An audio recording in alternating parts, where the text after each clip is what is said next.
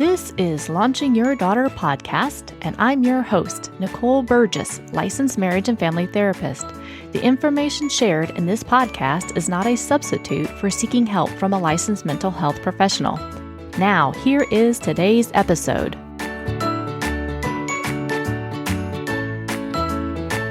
Episode 26. I hope you enjoyed today's episode with Jennifer McGurk. She does such a lovely job of sharing some tips and tricks in raising our awareness of body image and really having a healthier relationship with food.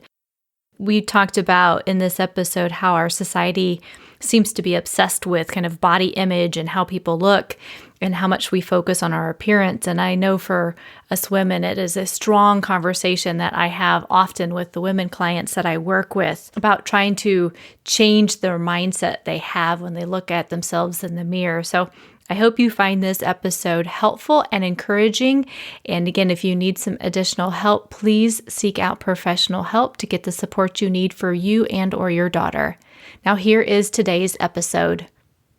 So welcome everybody. Today my guest is Jennifer McGurk, and she's a registered dietitian, and she's a certified eating disordered registered dietitian. And I'm so excited to have her on today because we're going to talk a lot about having a healthy relationship with food. So welcome, Jennifer.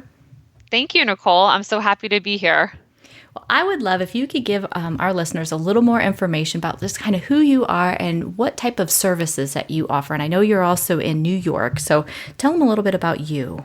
Yes, thank you. So I am an eating disorders registered dietitian, like you said before. And basically, I see clients that have an unhealthy relationship with food or want to change the way that they think about food.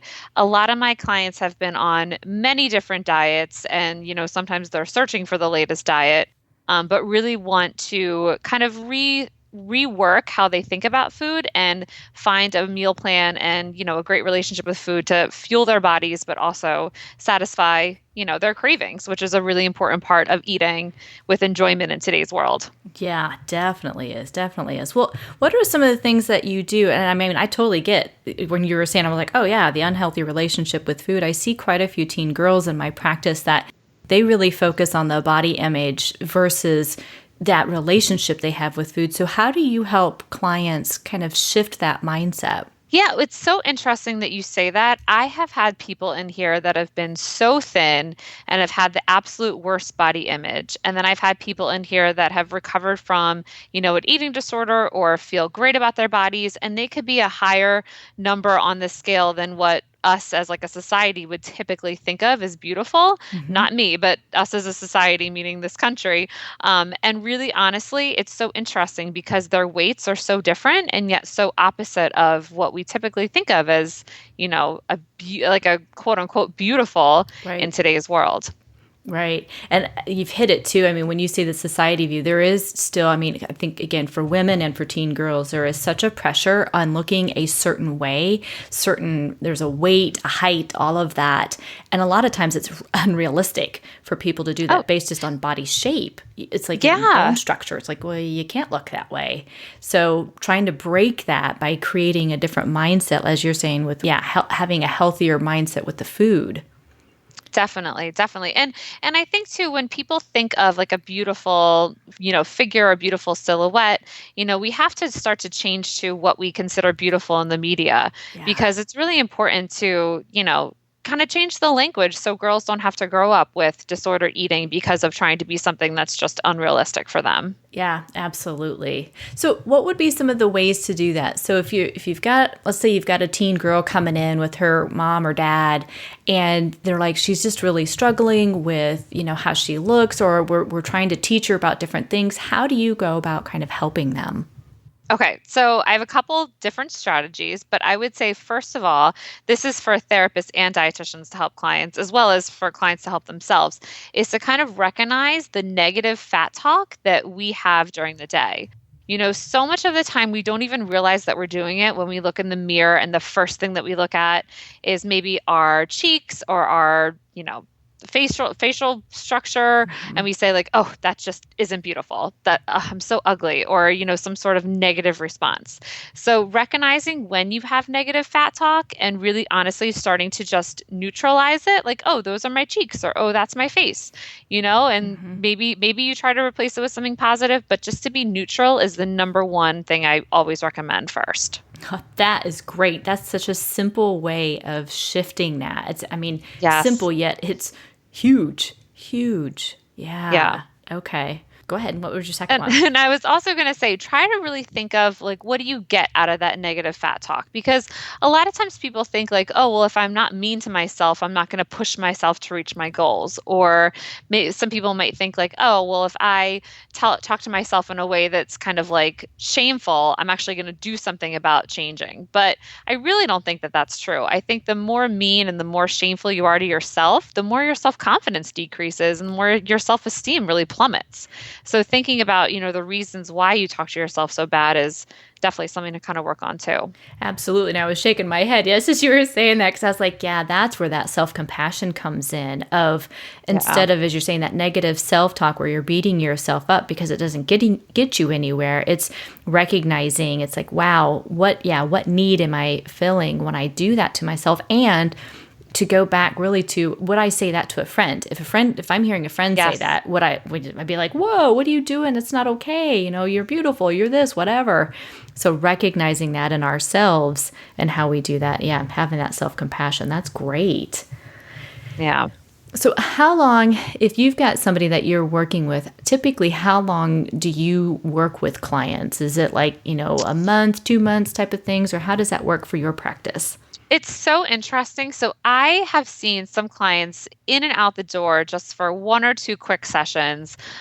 Basically, those types of clients are really just looking to see, for a match, they might want a meal plan. They might want just like a one-time thing. And then I have other clients that I've been seeing for almost 5 years since I opened up my practice. So I think everyone's needs are just really different. Okay. And I think it just depends. It depends on your commitment too. Like if you go into therapy or if you go into nutrition counseling, you might also, like as a client, you might have an idea in mind on, how long do I really want to spend in therapy? What do I want to get out of this? And sometimes you meet your goals right away. And other times, I like to say life happens and things get in the way. And, you might be in nutrition counseling or therapy for a little bit longer. Gotcha. And that makes total sense because, it's very similar to that with the therapy piece of it. You've talked a couple times about creating like a food plan. Could you describe a little more to our listeners like what that would mean or what that is? Yes. So a dietitian is a perfect professional to work with when someone wants to create a food plan. So really, honestly, we do have nutrition recommendations from the USDA, from, all different medical professions and people that kind of study nutrition and say like, these are the nutrients and this is the nutrition that's important for someone to have in their diet. Having a healthy diet can really prevent different diseases, can help people feel good. But we want to take that information and we want to take that science and we want to turn it into realistic recommendations. So just because we have a quote unquote perfect plan to eat doesn't necessarily mean that that's the perfect plan for you. So we really want to take the general recommendations of a healthy diet and really kind of create a plan that works for someone, whether or not they're struggling with, portion control or snacking or going out to dinner too much, or maybe like they're skipping breakfast, or maybe they're eating off of their kids' plate, whatever goals that they have that they want to work on, a dietitian can make a plan with them that's personalized to them.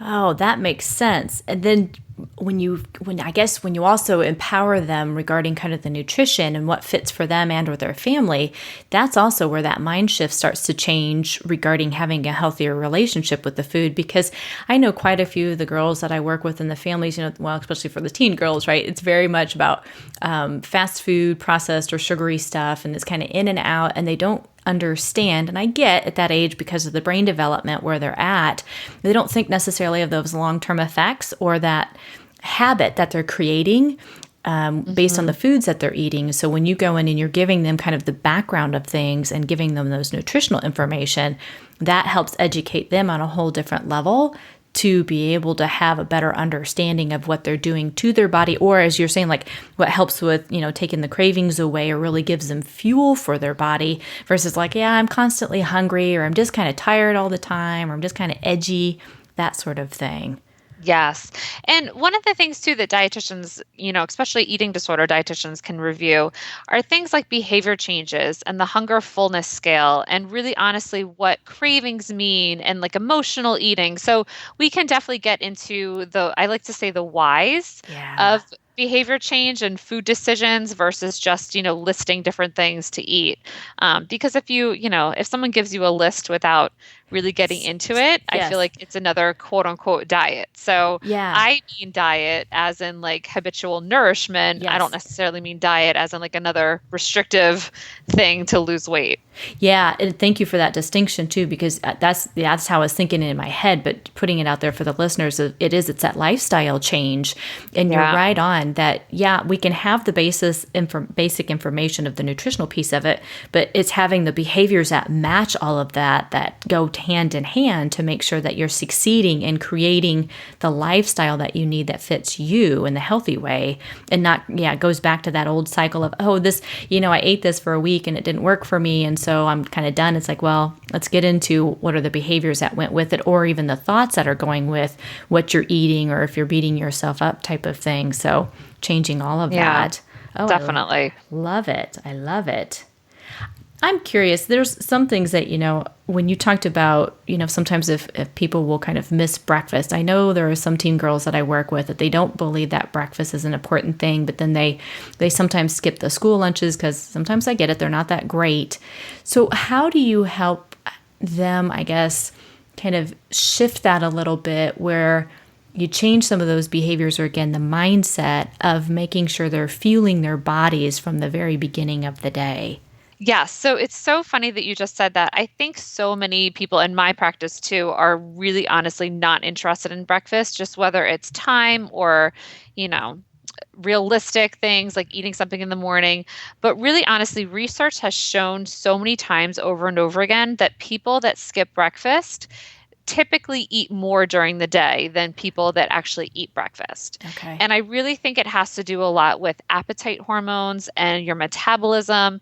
And basically, when you start off the day not eating anything, it's almost like you're in like a negative kind of calorie deficit, and then you're going to school, you're learning, you're using so much of your brain power, you're trying to be productive, and basically your body is almost in starvation mode. It's slowing down. And then when you finally do get in front of food, people binge, and they really do tend to binge, like maybe not at lunch because they're maybe with their friends or eating a little something, but after school. Like I cannot tell you how many times people that skip breakfast have a tiny little lunch, and then they come home and they eat at least 1,000 calories of snack foods, after school, and then like a regular dinner, and they might continue the whole snack thing after dinner, because it's typically too, they're not fueling your body with proper nutrition. They're really eating like a ton of sugar and like the refined carbs, which are fine, don't get me wrong, but you want to balance it out with a little something that's more nutritious to keep you full. Yeah, because I was going to say, if there's a lot more of the sugary piece of it, then from my understanding, you get your highs and then you can crash because you don't have the balance of the other nutrients that you need to keep that fuel going. And the brain power is huge because kids are in school all day long or they're at their job, and it's you've got to have that consistency in that. So I appreciate you reminding everybody out there that breakfast is necessary. and I would say realistic, what can someone do? So in the morning, they're not going to get up and they're not going to make 2 scrambled eggs and 2 pieces of toast. Like that's just not happening with any teenager that I know, unless they are like really into cooking and willing to get up early. And I just don't know one person that's like that. So I don't think that that's very, very realistic. But, can you pack an apple and peanut butter? Can you pack maybe half of a sandwich? Can you, have maybe a cup of smoothie that maybe a parent made for that person earlier in the day? Can you kind of think about realistic suggestions that might work for you? Yeah, I love that. I love that. What are some things that you would, I guess, encourage parents to do if their teen daughter is not doing the breakfast piece of it, or they hear her talking quite a bit about, the negative fat talk? What are some ways that parents can help not reinforce that, or yeah, I guess kind of go to the other way where they get negative on the negative type of thing. What could they Yeah, do to I help? mean, I think parents nowadays really honestly do have a lot more resources than what they did maybe even 10, 15 years ago when it comes to eating disorders and disordered eating. Feast is a really good website for parents Ah, that are struggling with any type of eating disorder in the house. And really honestly, I think too, when parents actually talk about it and address it, it is so powerful. And I think that a lot of times parents I mean, honestly, they're trying to protect themselves sometimes, but might want right. to like run away from it or might just want to like not talk about it or not address it. Maybe they think it'll make it worse. Maybe they think by talking about it, their daughter might get other ideas around eating disorders. But I think when parents have like a really good open conversation, whether or not it's in therapy or not in therapy, just addressing it and kind of talking to their daughter about maybe why some of the behaviors are happening is really important. And I think you've hit it that the parents that their own fear of, if I talk about it, I think I'm going to make it worse. I think that's the number one reason that I typically hear of their fear of not addressing it. But what you said is Yeah. instead of running away from that fear, it's like, no, putting it out there of saying what the concerns are, their observations begins to open up that dialogue for the whole family so that things can begin to shift. And if, as you said, yeah, if they can't do it on their own, then getting some professional help to really help move that in a better direction. Yeah, definitely. And if you're a parent out there that's a little unsure about maybe what Mhm. to say or what to do, maybe kind of booking a therapy session just for yourself to maybe talk it out and kind of say concerns.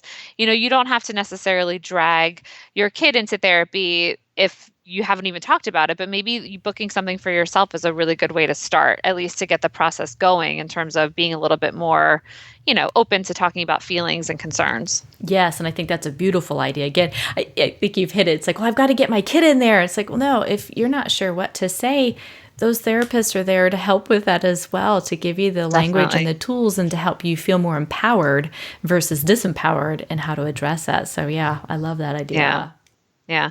And there's also things that parents can do too, like this is a little off topic, but just, prevention of eating disorders in your Hmm. house, in terms of maybe not talking about your own weight, in a negative way, maybe Hmm. not labeling foods good and bad, maybe talking about the hunger scale, how hungry are you? How full are you? Never forcing kids to finish their plate. Yeah. We're talking about parents that have kids with problems, but if you're a parent out there that's just interested in preventing eating disorders, there's a lot of other things that you can do too. Yes. And I really appreciate that reminder too, because there's so much about it is the language of what is being used. And in my family, I know we've had various conversations like, well, you've got to finish everything that's on your plate. And some of that goes back to grandparents, going through Yes. depression. And so it's like, you've got to eat it all, but it's like the portion sizes were also very different as well. Yeah. And so it's looking at that too, but it's like, yeah, if you're full, you're full. It's okay. Yeah. Yeah, and also too, I think we eat out of habit all the Hmm. time. So if we can get used to paying attention more to our stomachs rather than just like being on autopilot, I feel like people can identify with their hunger and fullness cues Hmm. a whole lot better. And then they can develop that healthy relationship with food because they really are listening to their bodies and not their head that might be a little disordered because of the world that we live in, Right. in terms of Right. the dieting world that we live in. So it's definitely great. What's a good way, because you've talked about that, that hunger scale. What's a good way to start to draw that attention more to, I'm listening to my stomach and here's where I am on the hunger scale. How can parents help, I guess, kind of reinforce that in their family to begin to notice a little more about their true hunger versus what's in their head or what society says, Yeah. like, oh, we need to eat at this time. It is one of the biggest things that I'm always talking about with clients. So if you're struggling with that, or if you're a parent that has a kid struggling with it, I just want you to know that it is so normal. So we are typically emotional eaters in today's world, Hmm. whether or not we've just been on too many diets or whether or not food is forbidden. So we want to emotionally eat, or whether or not we're just so stressed at the end of a day, like food definitely is comforting for a lot of people. And that's not necessarily a bad thing, but when we're constantly emotionally eating, we're not going to feel good about it. So Hmm. I think I take a scale of 1 to 10, with 1 being extremely hungry, like you could eat your arm, and 5 being neutral, and 10 being Thanksgiving sick. Just kind of picking a number between picking a number between 1 and 5 and picking a number between 6 and 10, to kind of think about like the different levels of hunger and the different levels of fullness. Okay. And there's actually an app out there called Rise Up, Oh. and that app is geared towards eating disorders, but anyone can use it. And you can actually rate your hunger and your fullness before and after a meal with absolutely no calories, because that's not what the app is about. But it can kind of just make you get a little bit more in tune with your body. Maybe you want to take 5 minutes before you eat to kind of think about like, okay, how hungry am I? Maybe you want to take just a minute or two in between, your meal or courses or whatever it may be to kind of assess.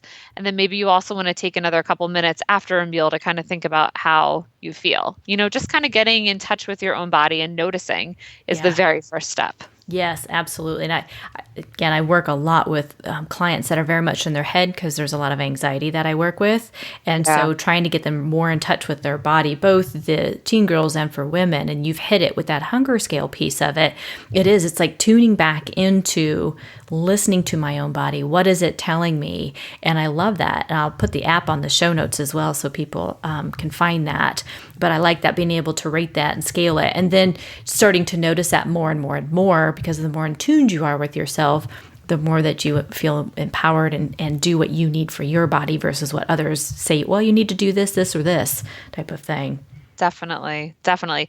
And I think goals are always going to be different depending on the situation that you're working on. So say you might be someone in a situation where you might be struggling with some restrictive eating and, your body might be kind of overtaken by an eating disorder, and maybe you're trying to get in tune and eat a little more, or you're the type of person that is actually struggling maybe with emotional eating or binge eating. And maybe your goal is to go out to a family style restaurant and maybe not clear your plate. So people have different goals when it comes to the hunger and fullness scale. But it's all kind of a common underlining issue that people have. Yeah. And I love that, again, how you clarified that too, that the goals can be different, but it's like, you're trying to get that scale and figure that out for yourself and for your family. So that's beautiful. Well, are there any other kind of tips or things that you do to help empower the parents of teen girls, or anything that you talk with the teen girls to help? Maybe it is more prevention if they're not to the stage of a full-blown eating disorder, but things to help kind of stop it.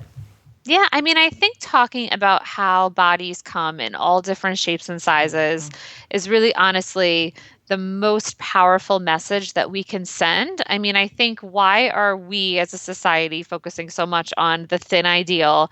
Why can't we appreciate everybody for who they are, and the fact that bodies do come in different shapes and sizes, and everyone is beautiful no matter what.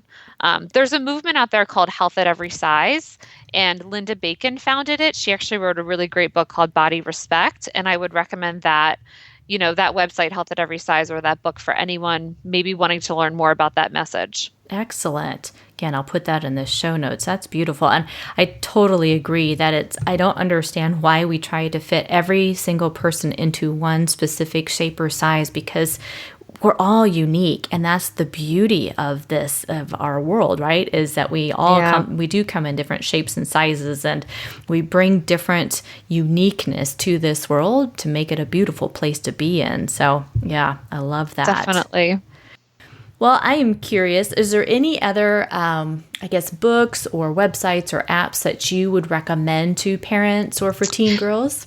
Yes, this is a little bit of a plug for one of my friends, Rebecca Scritchfield. She is one of my mentors. I love her so much. She is coming out with a book called Body Kindness, and her website is bodykindnessbook.com, and it's all about how to have a really positive, great relationship with your body. And I believe it's out in December. I think it's December 27th. So you can look for that book. I think it's going to be all over Barnes and Noble, and, definitely really excited for her because she has a very positive message to share. That's awesome. And that's totally fine. You Yeah. just plugged her. So that's I know, really good. hi, Rebecca. Yeah. And then the book Intuitive Eating is also very good too. Intuitive eating is all about listening to your body and getting off of a diet and really kind of finding a realistic meal pattern that works for you. And intuitive eating really does embrace the concept of health at every size, and people are different, and everyone's appetites are different, and really goes through 10 steps on how to become intuitive eater. So that book is also a really great recommendation for anyone struggling with this stuff. Awesome. Excellent. Excellent.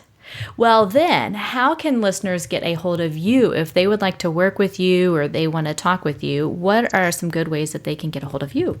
Yeah, so my website is eatwithknowledge.com. My practice is in Nyack. Like you said, I'm about 45 minutes north of New York City. Love to work with anyone wanting to, work on body image or healthy relationship with food. I also have 2 associate dietitians who are here with me as well. And then totally unrelated to the body image stuff, I wrote 2 books on private practice. So that website is pursuingprivatepractice.com, how to start a business and how to grow a business. Awesome. And I will put that on the show notes there too, because I also know we've got various therapists that are listeners too. So that's very helpful. Appreciate that. Thank you. No, thank you. Well, Jennifer, I so loved this conversation today, and I truly hope for all our parents out there that are listening to this, you feel more encouraged about having a dialogue with your teen daughter. If you see her struggling or that she's saying, her nose is too fat or her cheeks are too fat or something, that you all begin to have a conversation. And with the books and resources that Jennifer talked about, maybe go get those, and so that you can begin to open up those family talks about it, or reach out and get some help from a professional as well. So thank you so much, Jennifer. I really appreciate it. You're welcome, Nicole. Thank you for having me. If you like today's episode, I encourage you to subscribe through iTunes so that you can receive the weekly updates. You can also leave a rating and review. Thank you. Thank you for listening to Launching Your Daughter with Nicole Burgess, licensed marriage and family therapist. For more information or to stay up to date, go to launchingyourdaughter.com. You can sign up for my email list or join my Facebook group. Thank you.